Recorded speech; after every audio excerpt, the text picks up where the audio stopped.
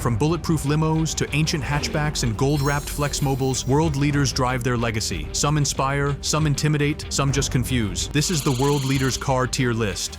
Someone who can barely make it up the stairs, you don't just hop into an Uber, you step into a fortress on wheels. Joe Biden's ride, known as the Beast, is a Cadillac in name only. Underneath the hood, a Frankensteinian monster with military-grade armor, run-flat tires, night vision, oxygen tanks, and enough blood bags to stage a mobile ER. It weighs as much as an elephant and accelerates like one too, but who cares when you're basically driving a tank with taillights? That's S-tier intimidation. Vladimir Putin prefers the Russian-made Urus Senat, which is kind of like if a Rolls-Royce had a KGB backstory. It's got a twin-turbo V8, heavy armor, and an interior that screams imperial luxury with a side of surveillance. The design is brutalist chic, less Bond villain, more final boss. Putin had it made specifically to replace his Mercedes, because nothing says national pride like a custom-built autocrat mobile. The vibe is Cold War flex meets modern despot aesthetic. A tier because it's stylish, sinister, but not quite mythical. Xi Jinping rolls in the Hongqian 701, a Chinese limo so exclusive it's shrouded in more secrecy than a state dinner guest list. It's enormous, overbuilt, and built entirely in China to show off national self-reliance. It may not have the name recognition of a Benz or a Bentley, but it's got presence, and in politics, presence is performance. B tier for symbolism and size, but let's be honest, it's mostly just a diplomatic peacock. Don't go anywhere. Next up is the only world leader whose car could probably get blessed by itself. Pope Francis set the tone when he showed up with a white Renault 4 from the 1980s. A car so modest it might get denied valet service. No armor, no entourage, just vibes. The car was a gift from a priest, and the Pope uses it to remind people that leadership isn't about leather seats or twin turbos. It's S-tier simplicity with divine messaging. Mexico's AMLO is another president who ditched the flash.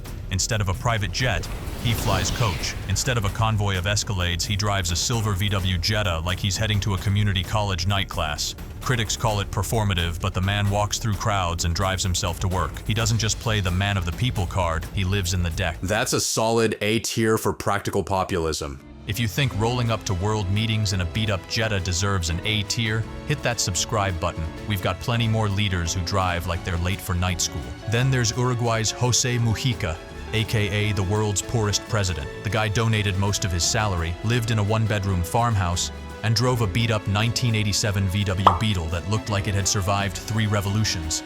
His car wasn't just humble, it was legendary.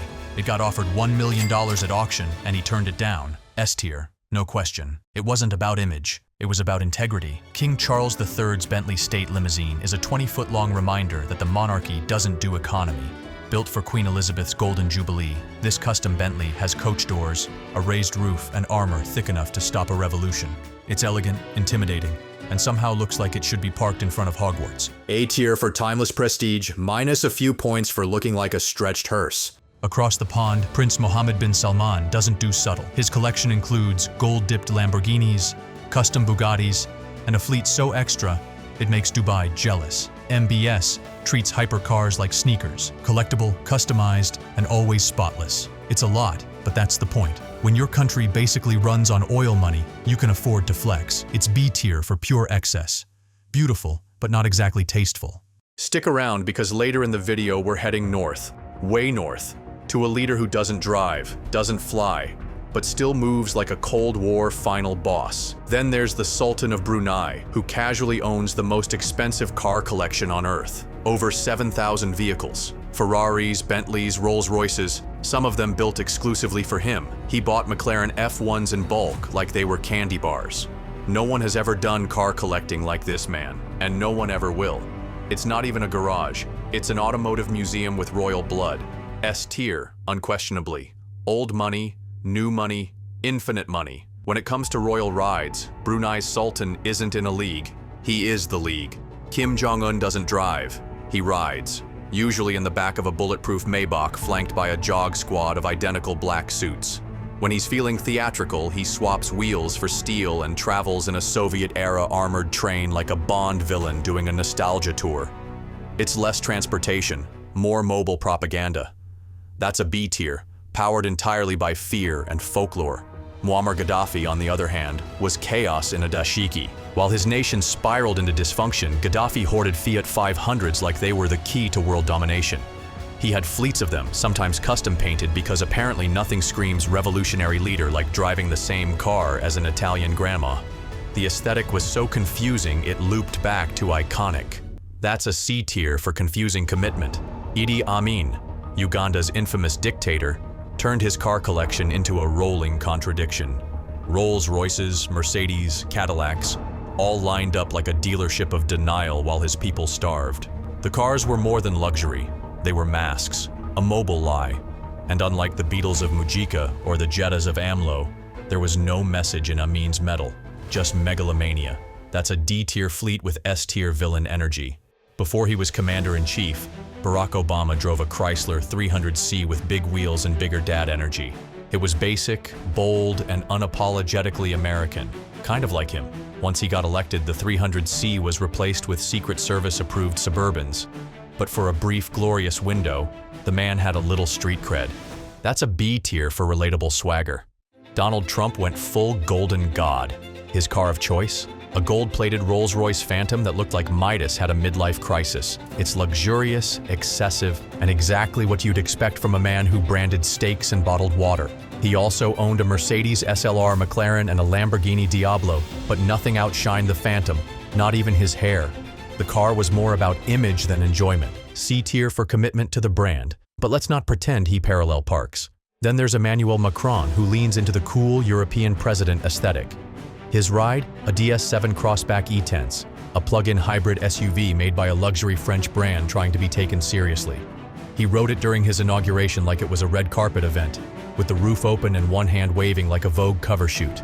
Stylish, sleek, eco-conscious, but still a little try-hard. B tier, because at least he picked something local. You've made it to the top 3, but don't leave yet. The final names are absolute legends, icons, billionaires, and rulers whose stories are even crazier than their cars. Justin Trudeau shows up in a hybrid motorcade that's greener than his socks, balancing electric SUVs with the occasional maple syrup-scented charm offensive. His government made electric vehicles a policy focus, and he's often seen stepping out of modest, battery-assisted rides. But let's be honest, those convoys still have gas-powered security trucks in tow. It's like composting next to a bonfire. B tier for effort, but the optics don't always match the emissions. Jacinda Ardern in New Zealand went harder. Her all-electric convoy wasn't just a photo op, it was a statement. Under her leadership, New Zealand pushed for carbon neutrality, and her vehicle choices matched the message. Quiet, clean, and unbothered, her fleet hummed through Wellington like a mobile TED Talk. She even biked to cabinet meetings sometimes. That's not just green, that's S-tier sustainability chic. Angela Merkel, meanwhile, stayed understated to the bitter end. Her car of choice was an Audi A8, not electric, but as low-key and efficient as the woman herself. Merkel didn't need a Tesla to prove anything. Her rides were functional, secure, and thoroughly German. She could have driven a tank and no one would have blinked. Instead, she chose subtle power. A tier for consistency, not performance. From Brunei's billionaire garage to Mujica's beetle of the people, world leaders roll in statements. Dictators brought chaos, royals brought gold, and eco-warriors brought silence.